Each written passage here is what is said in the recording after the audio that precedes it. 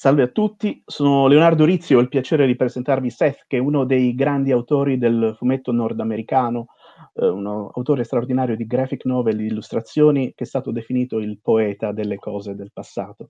In Italia Coconino ha pubblicato la sua prima graphic novel, che è La vita è bella malgrado tutto, in cui lui stesso si ritrae mentre segue le orme dell'irrintracciabile cartoonist canadese Calo, un'esplorazione nella sua passione per i fumetti dannata nel significato della vita. Quel libro gli è valso il plauso della critica internazionale e troppi premi per poterli elencare qui.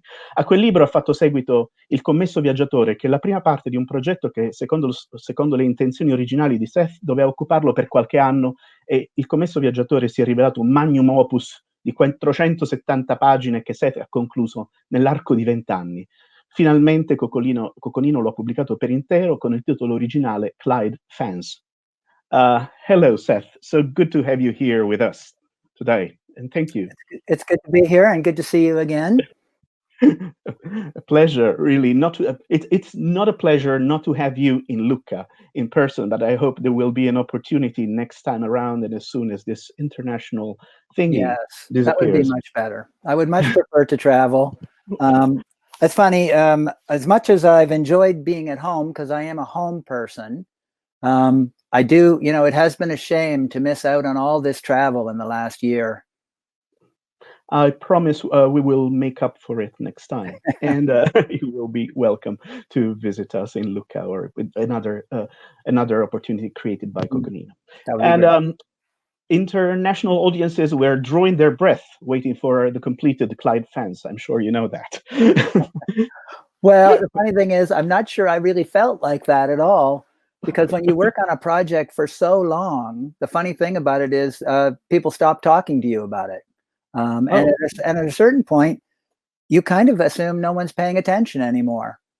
So when I finally finished the book, I wasn't really sure if it would be the kind of thing where it just, it was done and there were a couple of reviews and that was the end of it, or whether people would recognize it as something that, a defining element of my career. So I was gratified to get a lot of feedback. It was actually a very pleasing experience.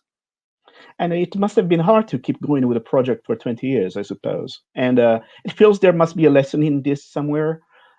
When does one need to keep going or simply stop? Yeah, it's funny. In some ways it was difficult, and in other ways it wasn't, because the ways it was difficult was that at a certain point, after about 10 years, I started to feel like a kind of embarrassment that it was taking so long. That was probably the hardest period, because I recognized at that point that I was still far away from the finish. And I felt like, why is this taking so long? But I recognized it was taking so long because something had changed in how I thought about the way I was doing my work. And the thing that had really changed was I'd stopped thinking about producing work in the way that cartoonists used to produce work, which is on a schedule. I just was producing work in the way that regular artists produce work, which is you work on things when you feel like it, and you work on other projects when you feel like that. And it's all just part of a body of work. If you look at, say, the life of a painter or a sculptor, they might spend years on a particular painting. You'll see the dates on it. It will say like from 1946 to 1950. And you'll think like, wow, that's a long time to have worked on a painting. But obviously they didn't work on that painting every day for 5 years. They did a bit of work on it and they set it aside, worked on some other things, and then someday came back to it. And in a lot of ways, that's what Clyde became like for me. I worked on it a few months a year. And so in no time at all, 20 years had passed. It didn't feel like it. In a lot of ways, it felt like it took about 5 years, but that's because I was working on so many other projects at the same time. The main thing is I'm grateful I actually finished it. My biggest worry was that I might die before it was done, or that I would just get too lazy to finish it. What gave you the final kick to actually get the bloody thing done? I think it was when I got close enough to the end that it became realistic. I think when I got to the last chapter, chapter 5, I think the old way I'd been doing things was to do a chapter in a couple of volumes of Palookaville. But I was like, this is the last chapter. Let's just get it over with. So I just sat down and like finish the book up. And that was, I wouldn't say that was like a great concluding moment. It wasn't. The real concluding moment was when the book came out. Because even in that period between finishing the last chapter and the book coming out, there still was about a year, I think, where I had to correct things and go over it all. And that was probably the worst part of working on the book, was the final process of putting it together, because there I was really faced with like the 20 years of work that in my mind didn't really fit together anymore. I mean, that was, those first pages look so different from those last pages. So it was a bit of a struggle to decide, like, what would I change and what would I leave alone? And in the end, it was a process of letting go, of just saying, like, this will be what it is. I was very lucky, and because I had the opportunity to read the book in installments since as it came out over the course of 20 years, I suppose. Mm-hmm. And I was very, very lucky, and I could translate the whole thing in Italian. So I had two different experiences with the book. One as a reader, and of course there were hiatuses in the middle. Mm-hmm. There were gaps in the middle, trying to put things together. And yet, when I translated it, it was one of the most moving experiences I had last year. That's so very, it all very flattering and very that's very meaningful. I appreciate that. It comes together very neatly, and and this is, I think, one of the definitions. If we want to look for one, just for a game, it's for fun. It's a very good definition of what is a work of art. I guess it's a precision of intent, and I guess of achievement and success in what you set out to do. And in Clyde Fans, you introduce us to the world of traveling salesmen and people working, two brothers working in the electrical fans industry. And you create it's a loving portrait of Canada, which is very exotic, you must imagine, for us Italians. Yes, not very exotic here, but I'll take your word for it. It's both urban and rural, and you focus mostly on the interiors of a single building, the headquarters of the Clyde Fans company. It is a depiction of times changing, and yet it's a loving tribute to the poetry of things past. And so I realized that the first couple of questions I will ask you has been asked many, many times before, but for our Italian audience, one last time, why a story about the decline of the fans industry? Yeah, it's funny. I mean, it's the reason it's about electric fans is completely arbitrary. There was an actual company called Clyde Fans, and it had a storefront in Toronto. And I lived in Toronto in those years. And I would often walk by this very old storefront, and I would look at it a bit just because it had very nice old hand lettering on the window, which was probably from the 50s or the 40s. And one day I looked a little closer, though. I stopped and I looked into the window. The place was already closed, so it was a dark office inside. And I could see a couple of desks and some electric fans and telephones. And it looked like it had been a bit of a time capsule. And on the back wall, there were two black and white photographs of two men who I assumed were the owners of the business. And I just thought to myself, like, who are these men and what were their lives? And that's basically where the story of Clyde Fans comes from. Now, I didn't start writing it immediately. I think it was probably a year or more after that I started to write the story. And it went through a bunch of changes in my mind during that year. But, if that store had been like selling, I don't know, sports equipment, then it would have been called Clyde Sports. Or if it had been selling hats, it would have been Clyde Hats. It didn't really matter what the business was. And in fact, I wasn't even sure I was going to call it Clyde Fans at first. I thought maybe I should change the name or come up with something. But I decided to just pick that. And the real thing was, that was just like, I would say, is like the motor in the car. The car is like all the other stuff that's around it. It's like the motor just gets you going. So really what Clyde Fans was about was what was like to live, what was it like to be in that building, and who were those people? And I really wanted to make a story that was so grounded in this particular place that you would go through that building over and over again through the story and get to know the rooms and get to the feeling of being somewhere. This was a long time ago when I started it 20 years ago. So I didn't have as clear an idea then as I do now, but now I know that a sense of place is so important to what I'm working on as an artist. It's probably the thing I'm most interested in, even more than the characters or the stories, is where the stories take place. And I think that might have been the real start of that kind of recognition in it, that was what my work was going to be about. Yeah, that's interesting because most conventional, I would say, if you forgive me for saying that, conventional comic artists are attracted to people and stories. Hmm. But clearly, you're attracted to places, and it becomes evident as you go on in the book. The places become transmogrified, surreal, metaphysical, even in the fifth part, and it's a Hmm. spiritual. Places become where spiritual experiences can happen and where meaning of life can be found, or a meaning of life Yeah, anyway. And yeah, it's it's interesting. funny. Oh, go ahead. No, no, no, no. It's interesting because you get to a point in the book, and without spoiling too much for people who haven't read it yet, where we see only the countryside, and the land, and the city that's mostly devoid of people. And what is the thinking behind that? What is the feeling that you're trying to evoke? Well, it's funny, in the last 20 years, I've become very much a fan of traditional ghost stories, like particularly from the Victorian period in the early 20th century. And it's funny, I was thinking, like, why do I like these stories? It's not that I'm particularly interested in ghosts, and I don't believe in ghosts.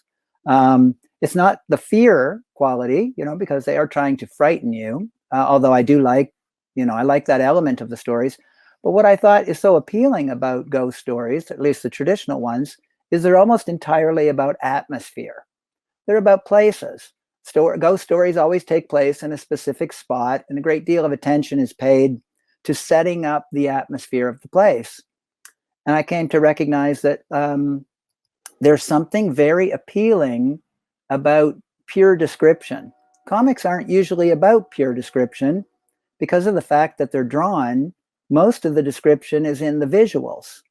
You usually find description in novels and even in novels, description is, it's interesting how authors function because their descriptions tend to be scattered. If you actually look at a novel as a cartoonist, if you were thinking I would like to draw this novel, you'll usually find out very quickly that the author hasn't given you much information. They never tell you they hardly ever tell you what anyone's wearing or like what their rooms really look like. They might describe a detail or two, but you realize that cartooning is quite different. Cartooning, you have to really think through all the details. So if you put a character in a room, you usually plan the room, figure out what's in it, all those details, but you never mention it. You just draw it in the background. Increasingly, I'm finding it's the description of the items that is most interesting to me. And it challenges me to realize that a story doesn't have to be the traditional elements of what we think of as a story. So in Clyde Fans, for example, you'll see that section where I describe the mother's room. That was a point where that was like a great deal of pleasure for me to do. And I thought I could do 100 pages of this, but I don't know if anyone could read 100 pages of that. I've had different responses to that section. Some people have said they really enjoyed it, and other people have said it was 2 pages too long. I think it's only Oh, six. I think it's only six It, it, pages, it's but 5 pages. It's 5 pages. I yeah, checked it again an hour ago. yeah. It's just the item. The list of the items is 5 pages long, and then of course you have a little beginning and a little ending. And Hmm. it's funny that you mentioned this because I had a whole question prepared about Oh, it. okay. No, but it's not a question you answered already. I think that the point is that translating the section with those 5 pages with the items found in the bedroom of the mother of the two protagonists of your book. Well, when I translated it, it took me like I did it in two, three, 4 times. So I read it several times, and every time, without fail, it made me cry. Literally, Oh, like it that's was very the nice. bit that made me cry. Oh, you're an evil man. That's very nice.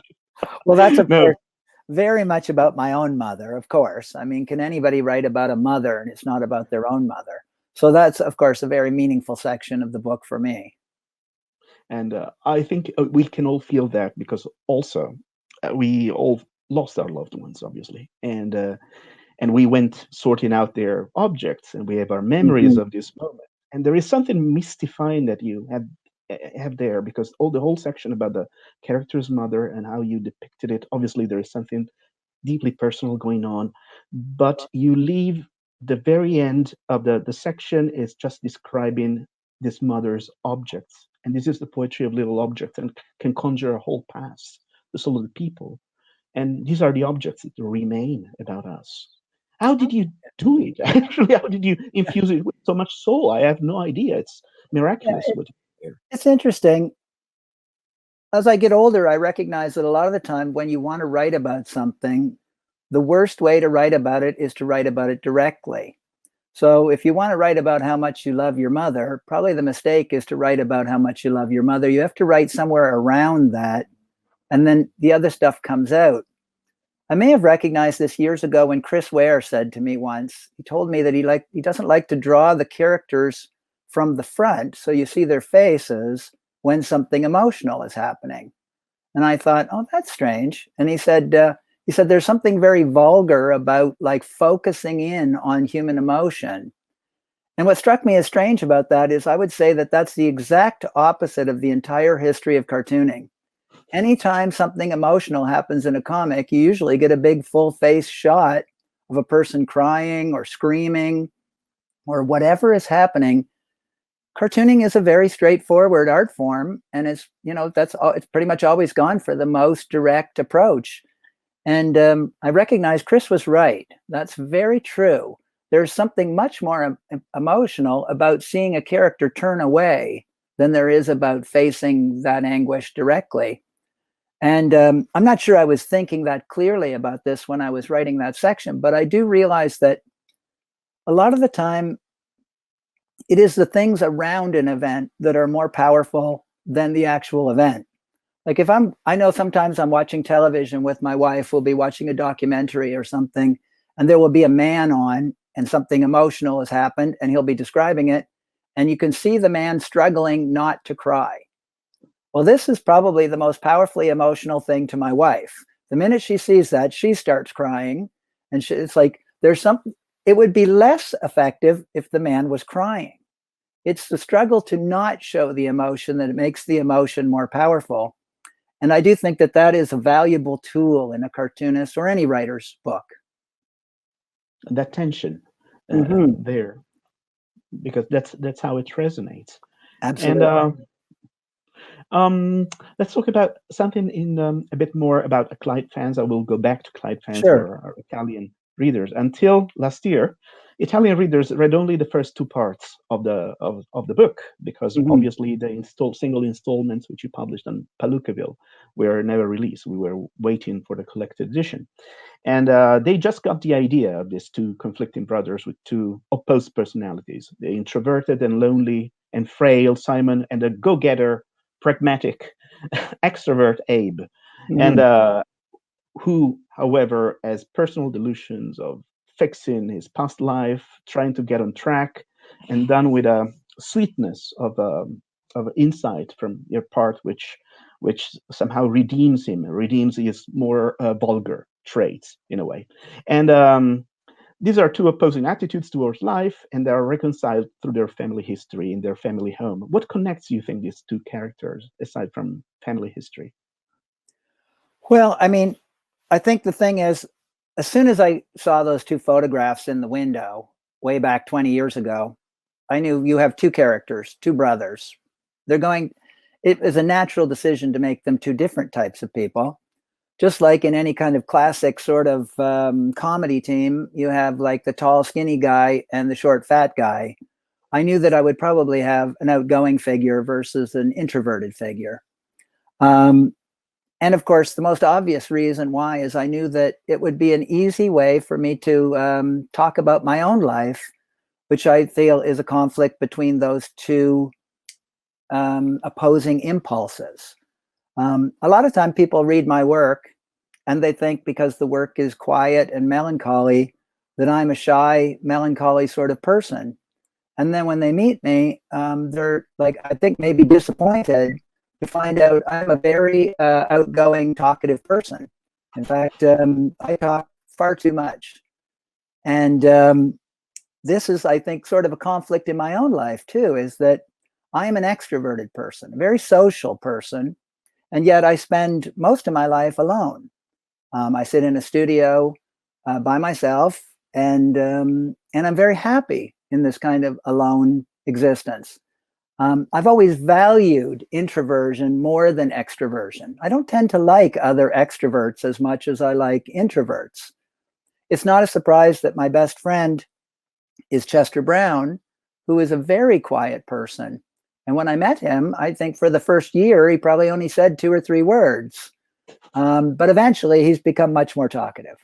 But even so, the point is that conflict between the sort of the outside world and the inside world is an essential point in what Clyde is about.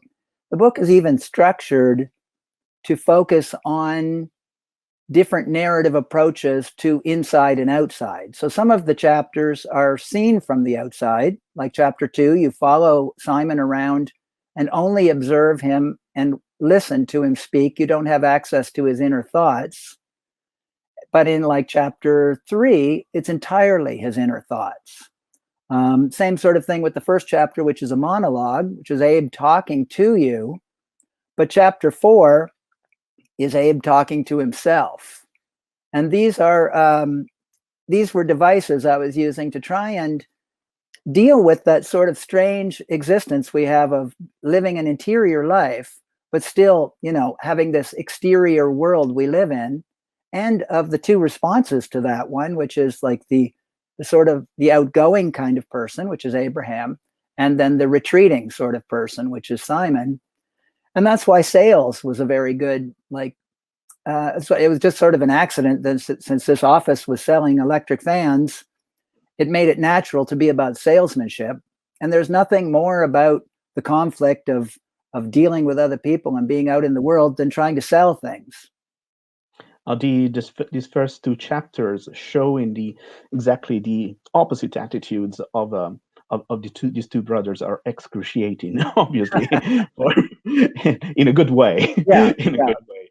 And there is a strong sense of truth in the way you depict the two brothers, Simon and Dave, and their troubled family history. And the truth is so palpable that I couldn't help thinking that there must have been some very familiar element to you, something that closely related to your own personal history. Oh, absolutely. I mean, I don't know. There might be writers who can write complete fiction, but I find it hard to imagine that there's any way to write without having like some sort of, core of truth in it, because it has to come from somewhere.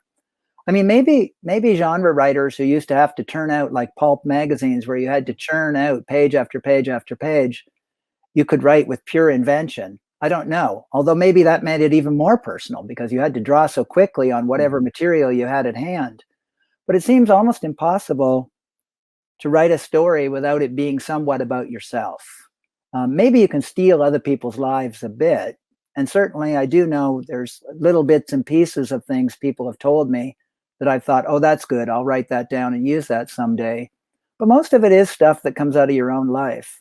And certainly in Clyde Fans, a great deal of that is personal experience, but it gets transformed somehow in fiction. And I think that's the thing that is the essential difference between writing fiction and writing autobiography, is that in a way, and this may be a cliche, but it's really true, you get the fiction is truer than the autobiography. The autobiography, you get really caught up in like trying to tell the truth, and it turns into a bunch of, it gets stilted and mannered in some way that's you feel like you have to cover up things and pretend, whereas in fiction you can use that material and people don't assume it's true. It's more liberating in a way, It I is. guess. Yeah, absolutely.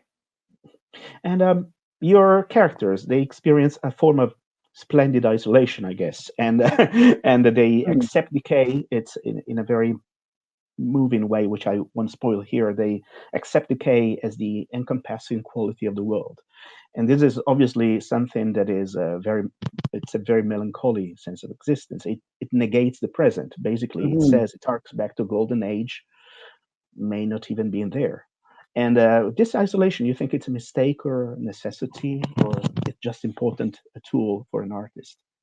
Yeah, it's hard to say. I mean, it's a tricky question. I mean, metaphorically or in a kind of mystic way or symbolically, something like that, there seems to be a great beauty in the idea of retreat and sort of living, how would I put this? Living in a kind of bubble where you escape from reality, creating an interior life for yourself that might not even be real. Like memory is certainly completely untrustworthy, and the past is never the golden age anyone ever thinks it is. It's all just fantasy. But the interior world we create for ourselves is extremely interesting. And I think you can kind of curate it in a way and create kind of a world to live inside. And there is something very beautiful about that idea. And I return to that idea all the time. And I'm doing it myself. I mean, that's really is my life. But on the other hand, is this a good idea on how to live your life? I don't really know. I mean, I don't think I'd start a self-help movement to encourage people to do this. I mean, probably there is something unhealthy about retreat as a perpetual approach to life.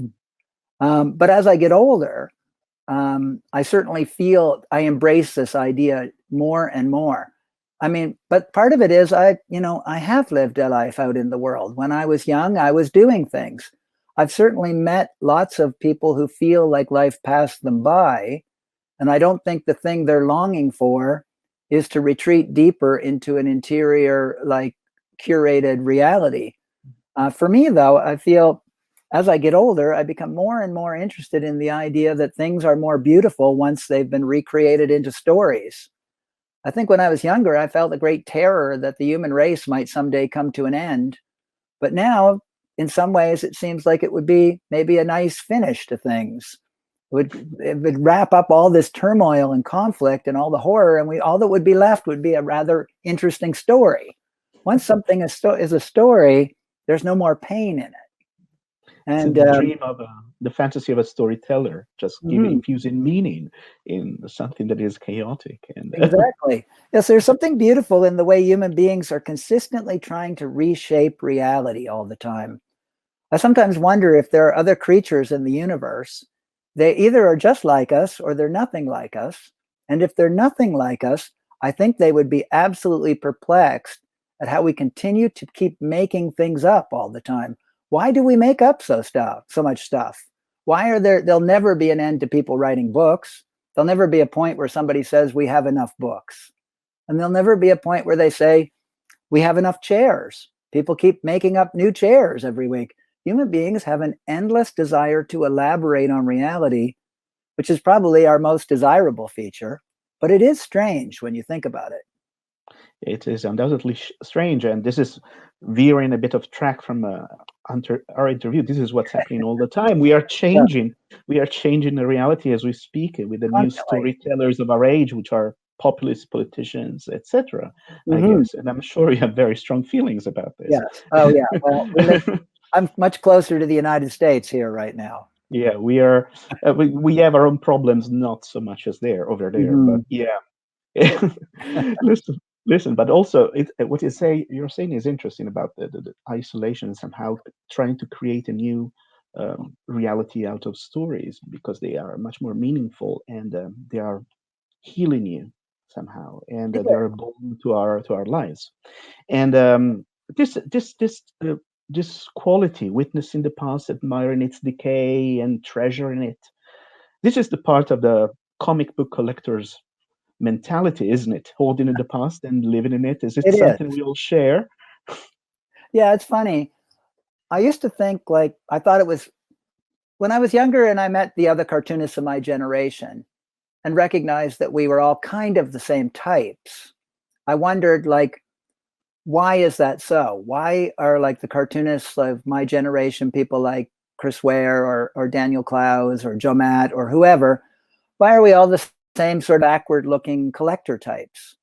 And I mean, why aren't some of them like big sports fans or people who love to climb mountains or this sort of thing? You occasionally run into cartoonists like that. Um, but generally it's a type. And I think one of the big reasons is that cartooning itself attracts it attracts the same type of people. There's something in the world of cartooning, and it may not be as true now as it used to, I'm not sure, but it was about collecting. And if you wanted to know anything about cartooning, you had to collect them. You couldn't just go to the library and get a book. You couldn't, that told you everything. You couldn't just go there and get any comic you wanted to read. You had to go find these things.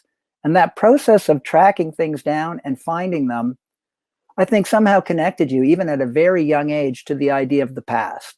That you were digging into the past always, because it was a kind of history that was not valued. You had to go and dig through old boxes or go to comic book conventions or whatever it was. It led a certain kind of oddball down a certain path that brought you into the world of cartooning. And I think that whole process of looking backward, building your own past by finding the work and teaching yourself, it created a whole generation or two, or maybe 5 generations by now, I'm not sure, of backward looking readers and artists.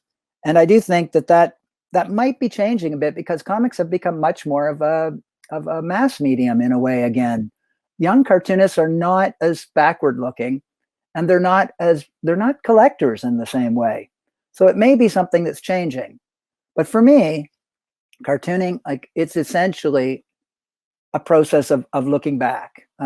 So much of like creating yourself as an artist was about creating your own ancestors. You'd look back at these other cartoonists and you would make a history of cartooning for yourself. So you'd say, the important cartoonists to me are like Frank King, Robert Crumb, John Stanley. You'd make a list. And out of those artists would become that's your history, your family. And I think that was a process that definitely made you think more about the past than you might have if you'd just been a fan of like movies, or certainly popular movies. And I'm a great big fan of Frank King and Robert Crumb, and everyone you say, basically. It's funny. It's what I was mentioning to you earlier in our emails, when we exchanged our emails, saying that somehow we are all part of our, not Canadian cartoonist brotherhoods, but international brotherhood of it's true, of comic book lovers, and we share the same passions and the same dreams in a way, and the same attitudes towards a more profound way, probably, of looking at the world. Yeah, Let's absolutely. call it profound. Let's just call it more meditative, more than profound. That's good. Yes, I agree. Listen, I over these 20 years of working on Clyde Fans, obviously the visual, your drawing style changed over the years. Now your line work is more compact, somewhat bolder, more cartoony, going towards the essence of the character. But also, and I assume this was a gradual process, and you certainly didn't know where you were going. But what I think is really also interesting it's what happens with your storytelling, which is the timing somehow is much more compact. It tries to pack in each single page more moments or panels, and this is just quite the opposite of what mainstream comics are doing these days. They go towards decompressed narratives without huge big panels. It's not necessarily a bad thing. I'm just saying it's interesting while you choose the exact opposite, because in theory you could have as many pages as you wanted, but somehow it strikes me that this is a way to freeze time more. What is the thinking behind this? Yeah, it's funny. I mean, everything happens very gradually, like you said, as your work changes, and you make small decisions that accumulate. So it's not like one day you sat down and said, I'm going to change how I do things dramatically. You just start doing things a little bit differently. You might start making outlines a little bolder in the drawings, and then a few years later, they're much bolder because it kind of creeps up on you. And this sort of happens in the narrative approaches too, in how you tell a story. I think the big shift for me was when I started to draw this comic book called Wimbledon Green. in my sketchbook, and I decided to make it a longer story, but composed of a bunch of small stories. And so I started thinking more along the lines of single pages or a couple of pages. And I started to put more panels per page. And this was not like a big decision process. I didn't think to myself, oh, this will make it, will change the narrative style, or this will be more about how time operates. These are like decisions that weren't even thought through until you've done about 30 pages or something. And then you start to recognize that the pages operate in a different way. So, for example, in the old work, that like the early parts of Clyde Fans, there is a more naturalistic storytelling style in a way, and that you follow the characters as they walk around. It's a bit more like you might watch a film. And so from panel to panel, in a way, the panels are not as connected to each other graphically as they are later when I start working with like 30 panels on a page. There's probably only about 9 panels at most on the pages in the early part of the book, but by some parts of the later part of the book, there might be 20 panels on a page. I'm not quite sure. But either way, suddenly the page becomes more about graphic design than it becomes about sort of naturalistic movement. You start thinking about how objects relate to each other from panel to panel, and you start thinking about how time is presented differently. So you might have like a single page that is just one image, but you have it divided into many panels. And the way you move through those panels into this large image is really about how time is moving. And even if you just have 3 panels with a single background in it, the movement of the eye across those 3 panels is more about time than it's about movement. Eventually, this starts to infest all the ways that you think about setting up a story. And it very much changes the very way that you would write. So when I started writing Clyde Fans, I had a kind of a rule about how a story was told. And the way a story was told is you had to see what was happening. You couldn't jump from one panel to the next and have a great deal of time go between it. So if someone got up in the morning, you had to follow them, get up, get out of bed, walk out of the room, go into the next room. It was like I wanted to make sure that you actually experienced what the character was doing. By the end of Clyde Fans, that was out the window. I no longer felt the desire that I felt bound by that rule. Now I might be telling you what was happening, and you didn't even see it. There might be, a lot of the rules of cartooning that I felt were important to me when I started, I decided that I could break them now. So I had rules against using narration. I had rules against like showing the same thing that you're describing. That's like one of the classic rules of cartooning. You should never draw a picture of something you've just described. If you say he picked up the book, you shouldn't have a picture of someone picking up a book. But at this point, I was like, these are just rules and they're meant to be broken. And so much of the ways I was drawing the book changed because it was more about the experience of how time is passing. And more, I find, since Clyde Fans, the things I've been working on in the last year and other books I've worked on, I realize I'm not so much telling stories as telling stories about telling stories. So eventually you get further and further away from certain kinds of just the straightforward approach, and it becomes, again, more elaborate. It becomes a spiritual process, because when you're telling stories about telling stories, you become all meta. However, you're interested in the mechanism of how human mind works and what we are Mm-hmm. looking for. Your more spiritual, strong, mystic spiritual elements in your story. And it's funny. It's not funny. I think it's no coincidence. This is the way Clyde Fans ends. And I was rereading Wimbledon Green yesterday, and I Mm-hmm. found that there were many recurring elements, thematic elements, looking for some sort of happiness on the road, while trying to look for meaning basically in life. Mm-hmm. And earlier, and you were saying about working with time, and it's interesting because in Clyde Fans, Simon ruminates about being able to freeze time somehow, and uh, and it's funny because this is what comics can do so well, and you're It's true. freezing time all the time. Yeah, it's funny, there's a lot of things in life where you don't plan it, but it becomes, you later realize how perfect things are. And I'm pretty obsessed in freezing time. I mean, my whole life is kind of about it. And it is funny that I ended up as a cartoonist because, as you say, it's there's probably no better medium for the idea of freezing time. It's essentially about that. But of course, you never plan these things in life. All the metaphors that end up being what your life is about all happen by accident. And one last question before I think that we are overextending ourselves, which is beautiful, which is, and you mentioned that you're planning your new book, the classic last question, the new book, the Mhm. thing you're. I read somewhere that you want to have a strong mystic spiritual element, but and yet you're a pragmatist and a materialist at the same time. So I suppose this should be quite interesting. What can we expect, and when do you think we'll be able to read it? Yeah, well, it's coming a lot quicker than Clyde Fans, I promise you that. I'm actually really working very hard and rolling on a new book right now. It's funny that things never work out quite the way you plan. When I was working on Clyde Fans, I had a very long time to plan out a whole bunch of new books.